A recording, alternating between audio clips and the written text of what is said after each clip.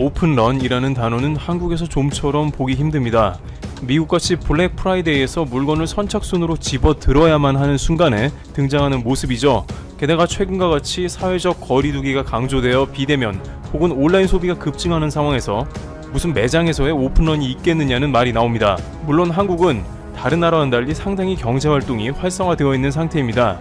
방역 모범국이기 때문입니다. 그 말은 동기가 있으면 마스크를 끼고 나와서라도 가치 있는 물건이 있으면 언제든 몰릴 수도 있다는 겁니다. 12일 업계에 따르면 샤넬은 이달 14일부터 클래식백과 보이백 등 인기 핸드백 가격을 7에서 17% 인상할 것으로 기습 발표했는데, 이것이 지금까지 집에 머물면서 소비를 자제했던 소비자층을 자극한 것으로 보입니다. 따라서 수많은 고객들은 미리 제품을 사려고 주요 백화점 앞에 장사진을 이뤘고, 백화점이 오픈하자 해당 매장으로 내리 달려갔다는 오픈런이 연출된 것입니다. 이 때문에 샤넬 매장이 입점한 주요 백화점 앞은 인상 전 핸드백을 사려는 사람들로 개장 전부터 붐비고 있습니다. 새벽부터 적게는 50명, 많게는 100명씩 줄을 서는 모습이 목격되고 있는데요. 이날 명동 롯데 에비뉴엘에 줄을 선 한 주부는 715만원짜리 클래식 미디엄백이 곧 820만원으로 오른다니까 살 거면 빨리 사는 게 이득이라고 생각했다고 말했습니다. 또 면세점의 샤넬 재고품이 일반 매장으로 들어와 물량이 많아졌다는 소문도 돌고 있다고 덧붙였습니다. 하지만 뛰어서 샤넬 매장에 갔다고 해서 원하는 가방을 바로 살 수 있는 것도 아닙니다. 명품 매장은 점원이 1대1로 응대할 수 있는 수만큼 고객을 들여보내기 때문에 바로 입장하지 못했다면 매장 앞에서 대기해야 하는 일도 생깁니다. 태블릿으로 대기번호를 주는데 보통 대기자는 200번이 넘어갑니다. 인기 제품인 클래식백이나 보이백 등은 국내 매장에 물량도 많지 않아 구매가 더욱 어렵습니다. 인기 제품을 사려는 고객은 매일 오전 샤넬 고객센터로 전화해 전국 어느 매장에 원하는 제품이 있는지 확인해야 합니다. 그런데 여기서 많은 이들은 한 가지 의문점을 던지는데요. 왜 샤넬은 이렇게 오프라인 소비가 감소한 이 시점에 느닷없이 가격을 인상했냐는 것입니다. 게다가 샤넬의 가격 인상은 지난해 10월 이후 7개월 만으로 인상 속도마저 너무 빠릅니다. 그러나 그 대답은 결국 되는 시장이니까 시장 원리대로 가격을 올려버렸다는 것으로 대답이 연결됩니다. 한국은 세계에서 둘째가라면 서러운 명품, 특히 명품 가방 소비국으로 명품 회사들이 놀랄 정도라고 전해집니다. 글로벌 시장 조사기관 유로모니터는 2018년 한국의 명품 시장 규모는 약 13조 원으로 종주국 프랑스를 제쳤다는 것이죠. 게다가 매년 거의 7%에 가까운 성장률을 기록했는데 매출액으로는 세계 8위권에 해당하는 수치입니다. 게다가 유로모니터는 한국 명품 소비의 알짜배기라는 면세점 매출은 빼버렸기 때문에 실제로는 훨씬 더 매출 규모가 크고 성장률도 높다는 것으로 관측됩니다. 또한 유로모니터는 2005년 이후 가방 분야에 관해서는 단 한 번도 한국이 1등을 안 한 적이 없다고 조사됐다며 이번 샤넬 오픈런 소동은 특별할 것도 없다는 것입니다. 명품 관련 업계에 따르면 한국은 수요에 비해서 공급이 매우 한정되어 있기 때문에 이러한 배짱 가격 인상은 앞으로도 좀처럼 사라지지 않을 것이라는 해석입니다. 미국과 일본 등은 명품 저변이 매우 넓은 데다가 공급량도 매우 많아서 이 같은 인상률은 잘 없는데, 한국은 공급 루트가 한정되어 있고 입고량도 적다 보니 시장 가격을 그대로 따라갈 수밖에 없다는 것입니다. 업체 측은 글로벌 본사 방침이라고 설명합니다만 일각에서는 가격을 올려도 인기가 여전하기 때문에 시장 원리로 한국은 명품백 가격 고공행진에 문제가 없을 것이라는 지적이 이어지고 있습니다. 이럴 때마다 온라인에서는 일부 소비자들이 지나친 허영심 혹은 주변에 보이고자 하는 과시욕으로 인해 이러한 명품 소비가 조장되었다며 볼멘 소리가 나옵니다. 또한 너무 가격을 높게 불러도 계속 구매를 한다면 그야말로 봉 대접을 받는다면서 가격이 높으면 구매를 멈춰야 한다는 의견도 제기되고 있습니다. 또한 최근 프랑스의 확산 사태로 인해서 연간 GDP가 마이너스 6% 이상 떨어지는데 한국이 명품 사는 것 보고 웃고 있을 거라는 비판의 글도 이어지고 있습니다. 그러나 다른 한편에서는 최근 사태로 오랫동안 참았다며 일종의 보복 소비를 하는데 거리낌이 없는 모습입니다. 한 네티즌은 내가 내 돈 쓰는데 남이 사 무슨 참견이냐며 소비로 인해 삶이 윤택해진다면 좋지 않냐고 했습니다. 그러나 이러한 명품 업체들은 대부분 유한회사로 전환해 매출도 제대로 알 수 없으며 국내에 기여하는 부분도 매우 적은 것으로 전해지고 있습니다. 혼수철과 연말 등 1년에 두세 차례 가격을 인상하는 글로벌 명품 업체들, 한국 소비자들의 묻지마 소비로 한국만 가장 제대로 된 대우를 못 받는 게 아닌가 하는 우려가 제기되고 있습니다. 트래블튜브 여기서 마치겠습니다. 프렘푸시 영상을 다 보시면 오늘도 재밌는 세계 소식을 정리해 푸시뉴스에 올려두었으니 많은 시청 부탁드립니다.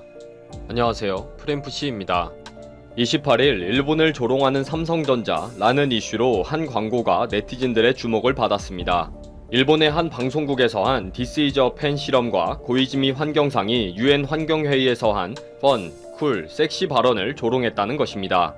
삼성전자가 일본을 깠다. 삼성은 일본을 완전 포기했다. 역시 삼성이다. 등으로 화제가 되었습니다.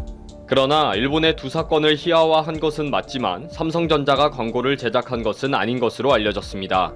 삼성전자 제품을 판매하는 리셀러 기업이 이슈가 될 것을 감안해서 만든 것이었습니다. 이 사실은 일본에도 소개가 되었습니다. 실제는 삼성전자가 아니라고요. 그래도 일본 네티즌들은 한국의 모든 것은 일본에서 온 것이다.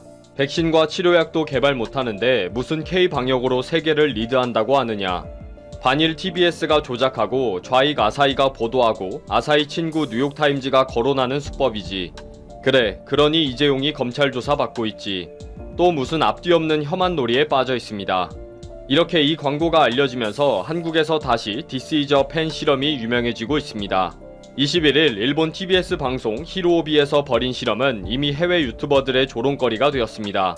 전 세계인들은 앞으로 우울할 때마다 보면 한 번씩 웃게 해주는 영상으로 몇 년은 써먹을 수 있겠다는 의견이 있을 정도입니다. 유튜브와 트위터에 계속 올라오는 영상을 보면서 한번 웃어보면 어떨까요? 일본어 발음이 영어보다 더 특별해서 C19에 잘 걸리지 않는다는 실험은 일본어 발음은 공기를 많이 내뿜지 않는 특성이 있어서 영어와 다르게 비말이 튀지 않는 특징이 있다는 것입니다. 이 억지를 증명한다면서 pen this. This is a pen. This is a pen. 똑같이 영어 단어 펜을 발음하면서 일본어를 사용할 때는 약하게 발음하기 때문에 트위터에서는 이것을 놀리는 영상들이 계속 올라왔습니다.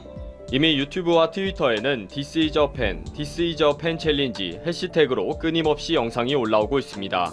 요즘 세계인들이 외출 자제로 자택에 머무르는 경우가 많기 때문이기도 할 것이고 쉽게 제작이 가능하고 재미도 있으니까 계속 올라오는 것 같습니다.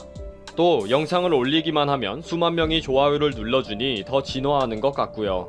이렇게 말도 안 되는 실험에 대한 패러디가 갑자기 쏟아지기 시작한 것은 한 일본 여자 리포터의 자랑 때문입니다. 일본에서 해외 언론의 리포터로 활동하고 있는 쿠루미 모리가 트위터에 일본이 어떻게 C19를 억제할 수 있었는지에 대한 이론이라면서 TBS의 방송을 링크해서 자랑스럽게 해외에 소개를 합니다. 이 트윗에 새로운 실험 영상을 제작해 멘션으로 답을 합니다. This is a pen. これはペンです. 방송에서 영상을 제작할 때와 똑같이 휴지를 앞에 두고 이번에는 일본어로 말할 때 펜 발음을 세게 하는 것입니다. 이 사람은 아주 신이 나서 영상을 시리즈로 제작해서 올리고 있습니다. Oh, no, no, no, no. これはペンです. 아마 몇만 명이 좋아요를 눌러서 후속 영상을 만들고 싶었는가 봅니다. 그래, 너희들 말이 맞다 라면서 새로운 실험을 보여주는 조롱도 하고요. 이 사람은 아주 신이 났습니다. 재미있나 봅니다. 또 다른 패러디인데 2차 세계대전의 패전 국가로서 일본이 미군의 미주리 함상까지 와서 메가도 장군 앞에서 항복 문서에 사인을 하는 사진입니다. 일본인들이 알아야 하는 것은 항복 문서에 사인하는 그 펜이라는 것입니다. 일본인들이 매일 This is a pen이라고 외치면서 주제를 알라는 패러디네요. 이렇게 해외에서 실험이 계속되고 있는 상황은 일본에서도 화제가 되었습니다. 해외에서 영어로 말할 때 펜을 일부러 강하게 발음을 하는 것은 말도 안 된다 라며 패러디 영상이 계속 올라오고 있다고 보도하고 있습니다. 그러면서 일본 언론은 이노우에 교수의 의견을 내보낸 후에 반박하는 출연진들의 대화가 있었는데 일본을 깎아내리려고 앞부분의 영상만 잘라내고 있다고 반박하기도 했습니다. 이에 대해 일본 네티즌들은 단순히 구어의 차이도 있겠지만 일본인들은 상대의 얼굴에 가까이 소리를 지르거나 하지 않기 때문에 비말을 적게 퍼붓는 것이 아닐까. 일본인들의 손 씻기 습관 등은 결벽으로 느껴질 정도로 청결한 생활 습관이 이유일 것이다. 나는 영국에 1년 있을 때 매일 샤워하고 발을 씻었다.